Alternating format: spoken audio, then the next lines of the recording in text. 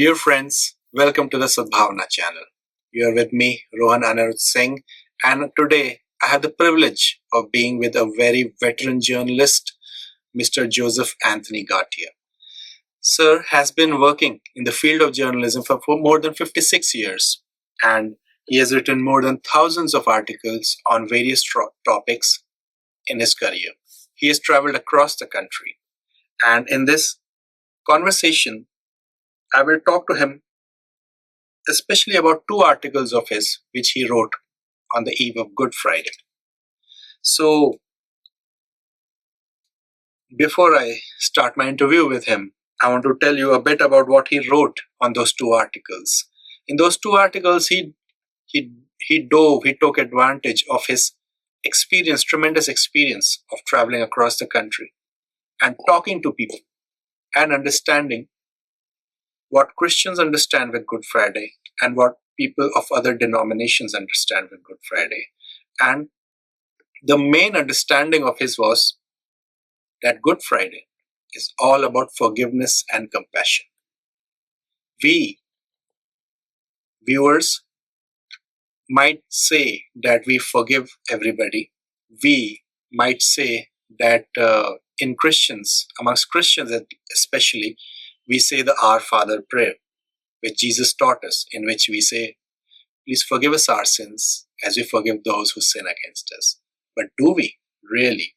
So the message of Good Friday, which Mr. Gathia espoused in his article, a message which we should inculcate in our lives, is how we should learn to forgive and how we should learn to express compassion.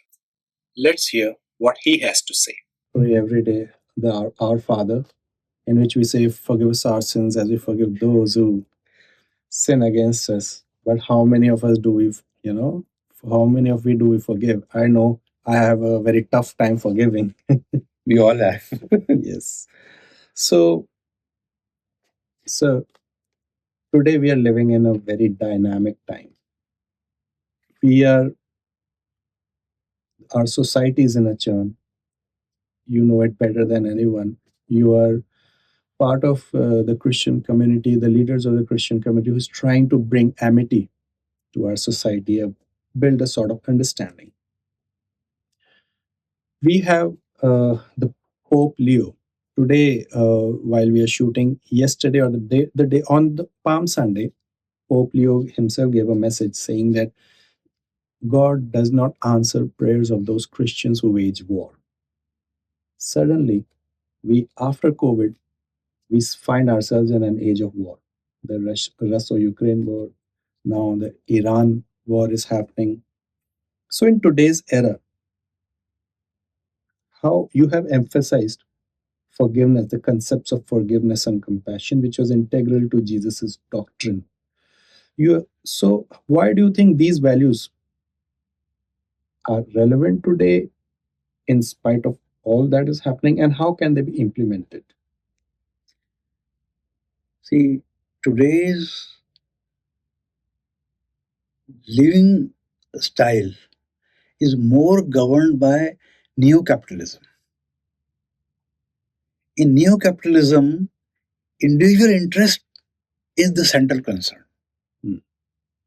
Whereas teaching of the Christ is concern for others. Like Good Samaritan, you care for others.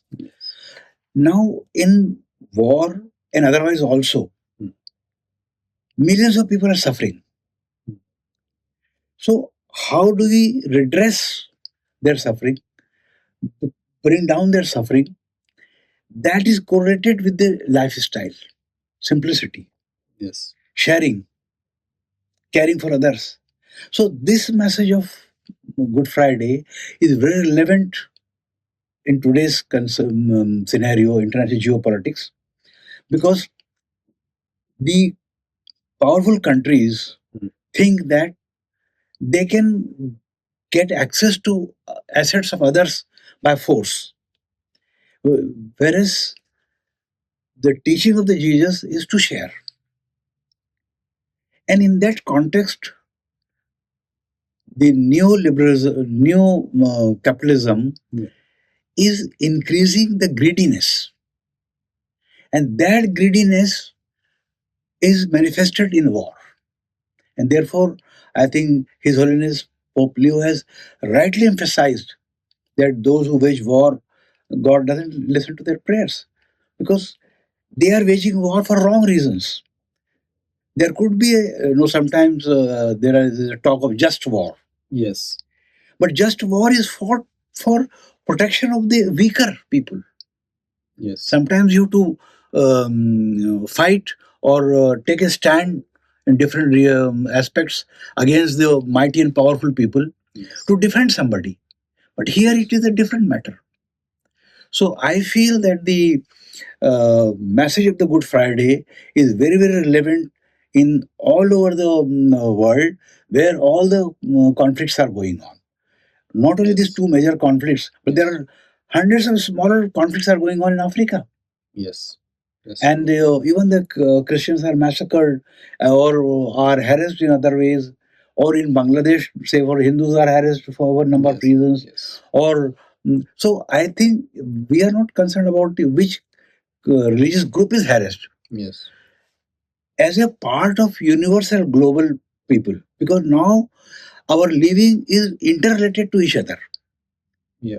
If the in some part of the world there's a drought or flood, it affects other parts. Yes.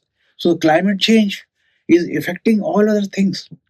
And therefore, destruction to the nature is also comes with the Good Friday message that we don't destroy the nature.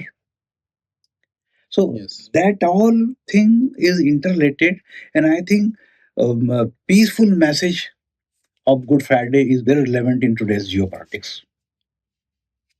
Yes, sir. So, my next question is related to the connection between spiritual teachings and social harmony. Now, in India, we all know how uh, religion to religion connections have been made. We all are aware of Dara Shikoh and how he wrote this book Majma al Bahrain, Confluence of Oceans between Hindus and Muslims. We all are aware of Keralite Christians participating in Onam with their Hindu brethren and their Muslim brethren. So, given these examples, how does you, please tell us a bit about your article which connects spiritual teachings with social harmony in today's day, and was it a deliberate approach? See, it all came from the experience. I was covering long, long back the riots in Maliana near Merit. And after the riots were over, we went around there. And we were looking for example where, despite the differences in religion, people have helped each other.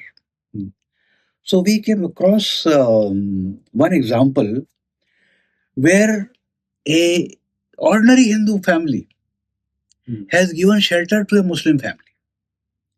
Now, when the rioters are going around, who is in this house?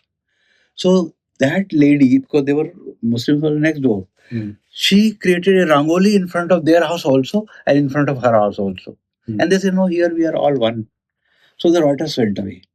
So that example gave me an idea that how social harmony comes from very simple people, but somewhere deep she was convinced that the peace is the only method of living together and coexistence. Yes.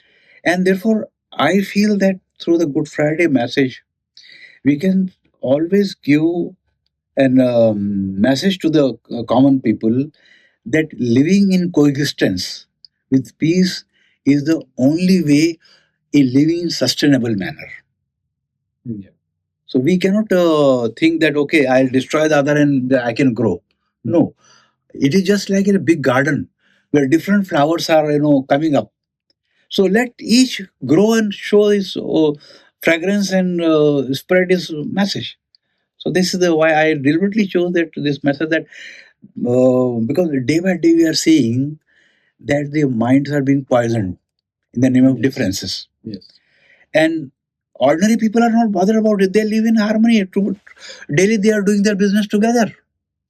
But some vested interest comes and try to drive them away in different direction. So therefore, I think I feel it is a duty of the writers and journalists and all intellectuals to spread this message in whatever manner they can. Sir, do you think Good Friday's message can influence people beyond religious boundaries? Yes,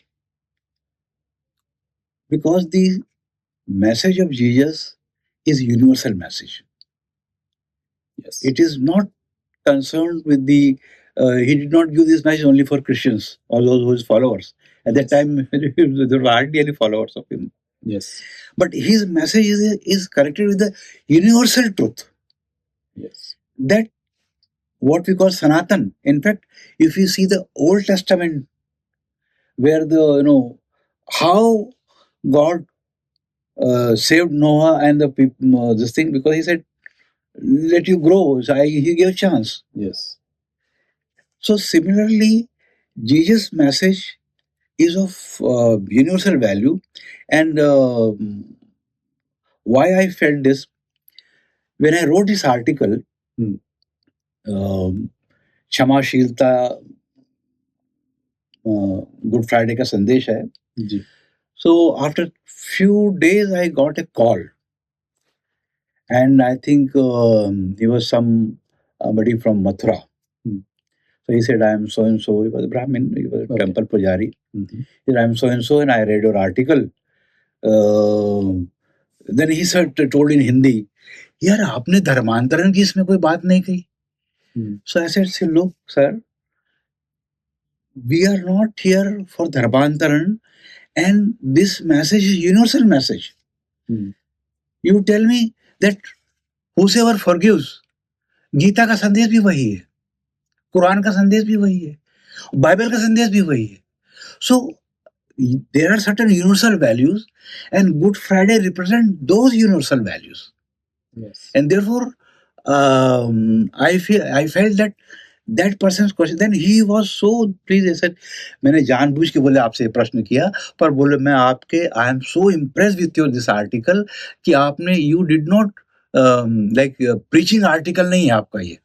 Because he said I have read many other articles appearing, but they try to preach this thing. But your article is in a simple manner telling.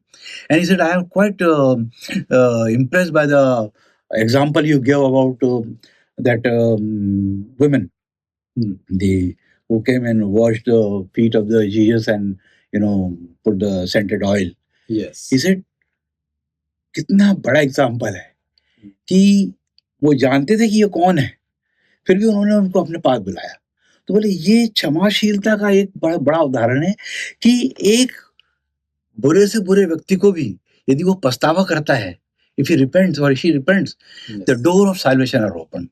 And this is very universal message. So that I felt that my writing was justified because he really. So my approach is to that give a universal message on this day. Yesterday, in our office, we were visited by a priest, Dr. Philip Krause from the University of Lublin.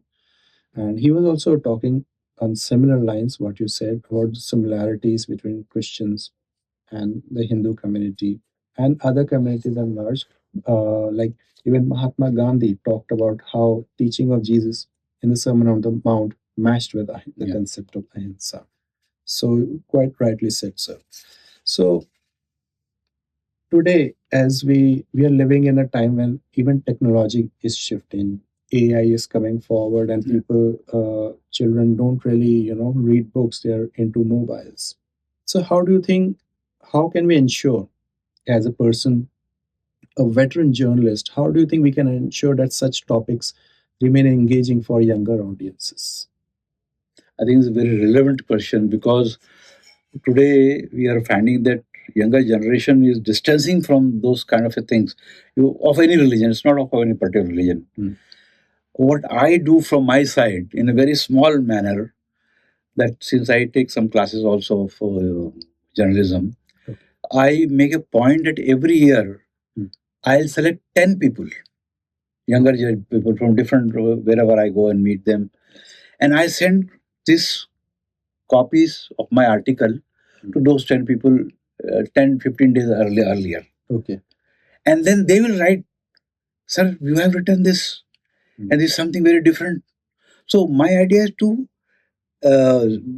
sow the seeds of this kindness and forgiveness in the younger generation. It is there. It's just like this, like the dust has settled down on the leaves, and when the rain comes, it washes out the dust, and the green leaves are fresh leaves are seen. The ideas are important. Once they grasp this, it is somewhere there in the inner side, and they may use it sometimes. So So, I have a question for you about, with regarding a deeper reflection that we talked about the challenges humanity faces today. That we talked about the challenges which our planet faces today, conflicts. There's so many conflicts. The concept of global warming has been talked about by so many religious leaders. So many other activists have talked about global warming, how we are killing off nature, we are killing off wildlife. We Christians, we are entering, as we month of April comes. It's the feast day of Saint Mark the Evangelist, who wrote one of the Gospels. It's coming, and he's the patron saint of lions, and lions are also endangered today. So, in this kind of era, how can Jesus's message, how can the Bible, and how can the message of Good Friday guide the humanity? I think in so much churning which is going on around with the nature, with the living, and with the forest, and the message of Christ through His forgiveness. God forgive them because they don't know what they are doing. Yes. That is the one that we need to um, deeper the message that for survival, it is not only one section which will survive. Yes. We are all interconnected. And this interconnectedness comes right from the station of the cross. You see the different stages. Yes. And when Jesus meets his mother, what a great pain that will be. Absolutely. So, but ignoring that pain, Jesus sacrificed himself. Yes. So the message is that to live together, we must learn to sacrifice and therefore protect all others.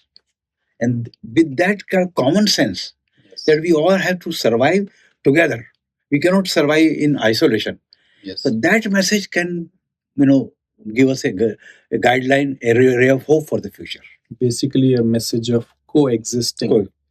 be it with nature, be it with wildlife, or Yeah. be it with each other.